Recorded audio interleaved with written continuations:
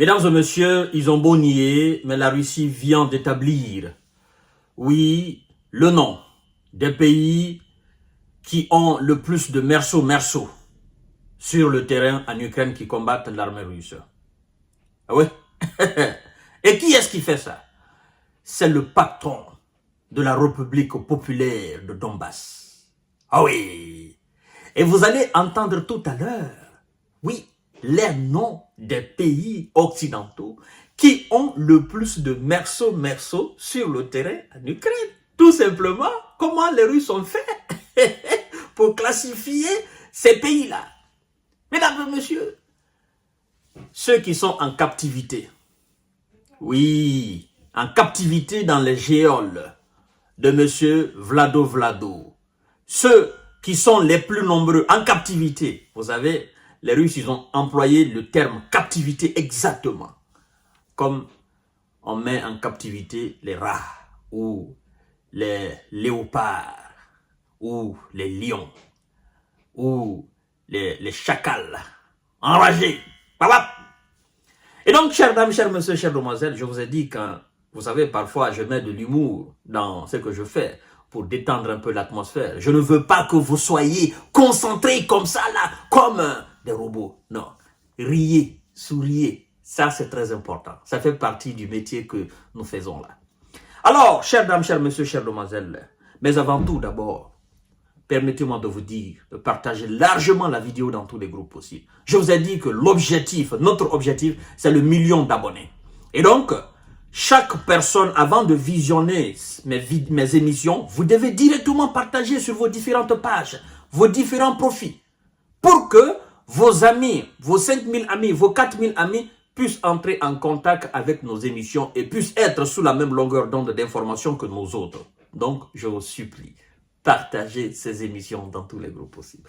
Voici donc les noms des pays occidentaux dont les mercenaires sont les plus nombreux sur le terrain en Ukraine. Oui, ils vont lire l'heure. Parmi les mercenaires étrangers en Ukraine, les plus nombreux sont, oui, c'est pas nouveau ça, les Américains, les WISA. Sont, après les Américains, nous avons les Canadiens, naturellement, ce sont des voisins là-bas. Après, nous avons les Britanniques, oui. Après, nous avons les Georgiens. À noter, le chef de la République populaire de Donbass.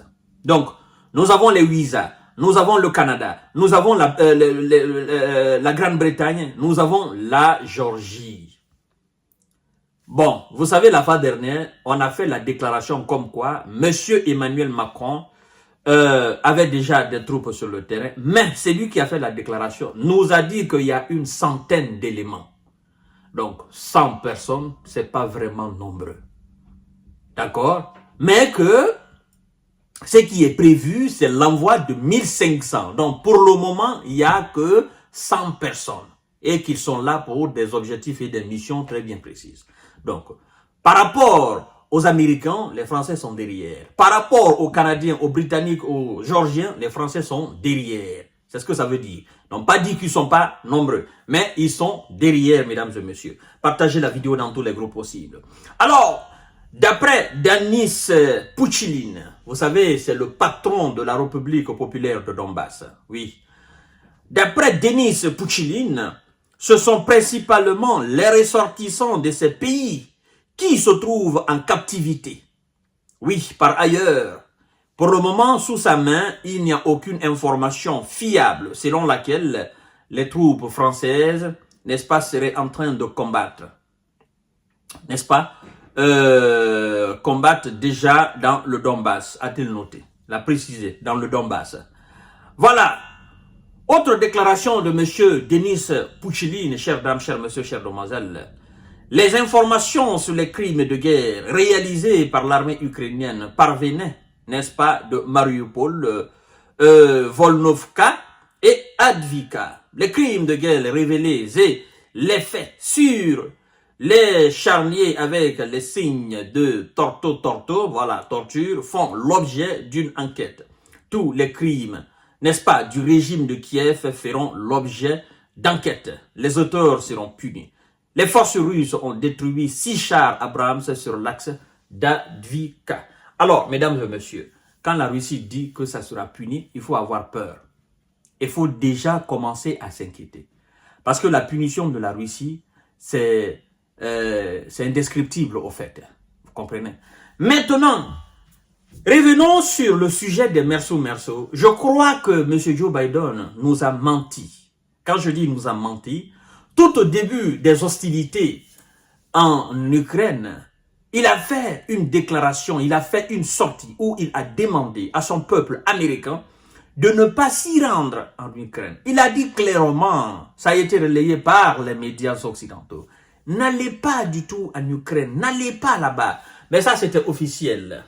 Comme on dit au Mali ou au Burkina, déjà, ce qui se passe officieusement, c'est ce qui est grave. Donc, les Canadiens qui, à un moment donné, se sont ressaisis d'envoyer des armes, des munitions en Ukraine, voilà, ils sont sur le premier plan pour combattre la Russie. Moi, ce qui m'étonne dans tout ça, mesdames et messieurs, sincèrement, je n'arrive pas à comprendre ce qui m'étonne. Il y a 2 choses principales qui m'intriguent.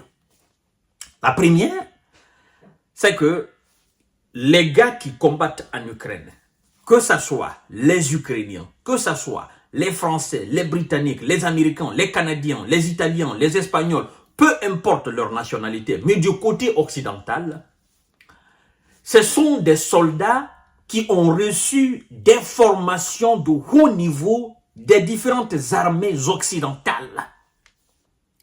Vous comprenez? Ceux qui sont là-bas avec les Ukrainiens, ils ont reçu des formations de haut niveau de l'OTAN. Et ils n'arrivent pas à faire la différence sur le terrain. Ça doit nous inquiéter. Ça doit inquiéter les Occidentaux. Ça, c'est premièrement.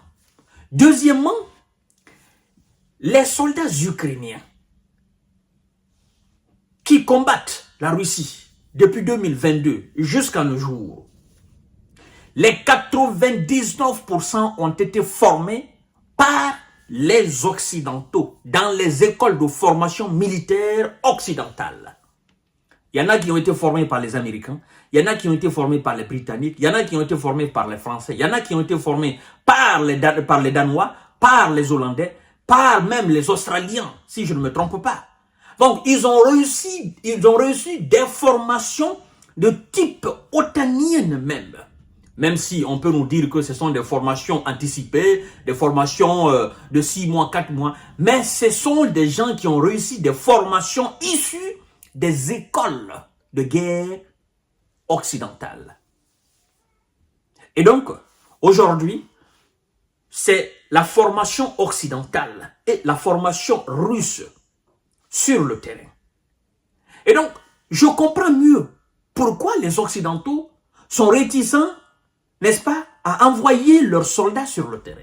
Parce qu'ils ont constaté que ce qu'eux-mêmes ils ont formé, à l'image de leurs propres soldats, n'ont pas fait la différence sur le terrain. Et maintenant, quand ils enverront leurs propres soldats, ça ne fera pas de différence et donc ça sera une humiliation totale pour eux. Parce que ceux qui se battent là, ils se battent à l'image des soldats formés par les Otaniens eux-mêmes, parce qu'ils ont été formés aussi par les Otaniens.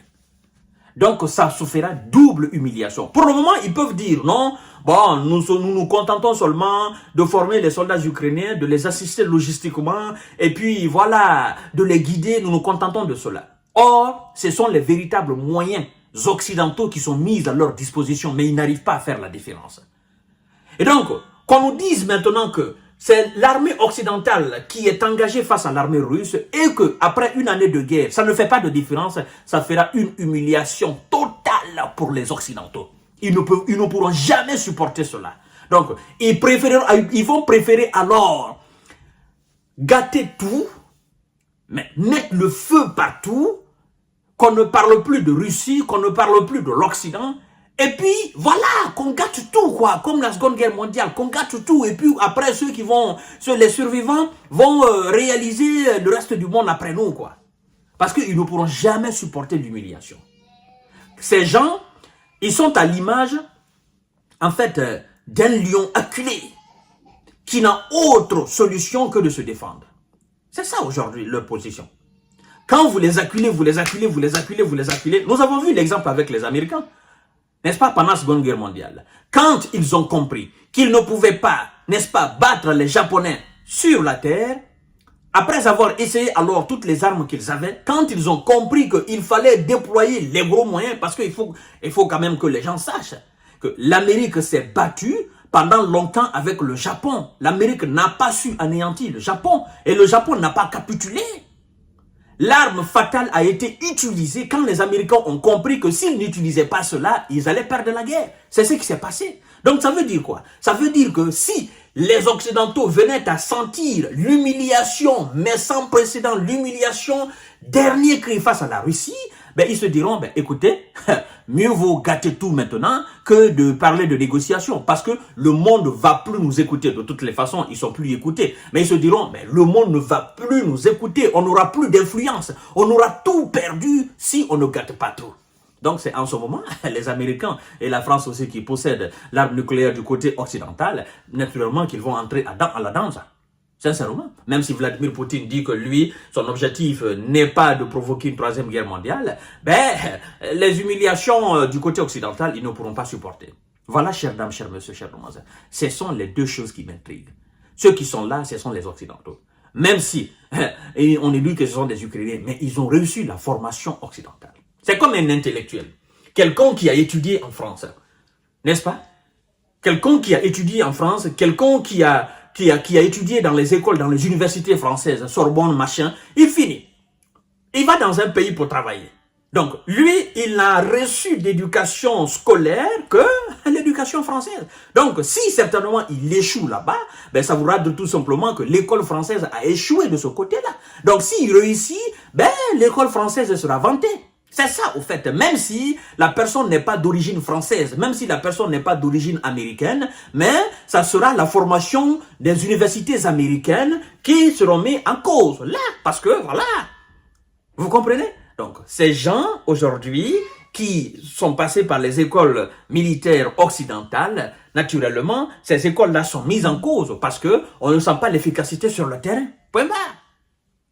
Voilà un peu, chers dames, chers messieurs, chères demoiselles. Donc, vous avez naturellement le nom de ces merceaux, le nom des pays, n'est-ce pas, qui ont le plus de mercenaires sur le terrain. Et puis voilà, le monde sait maintenant. Donc, partagez largement la vidéo dans tous les groupes possibles. Abonnez-vous sur cette page et activez la cloche de notification pour ne plus rater mes vidéos. À tout à l'heure pour notre série d'informations de décortiquage. Merci beaucoup. Abonnez-vous aussi sur ma chaîne YouTube, Kanté J Visionnaire, le vrai.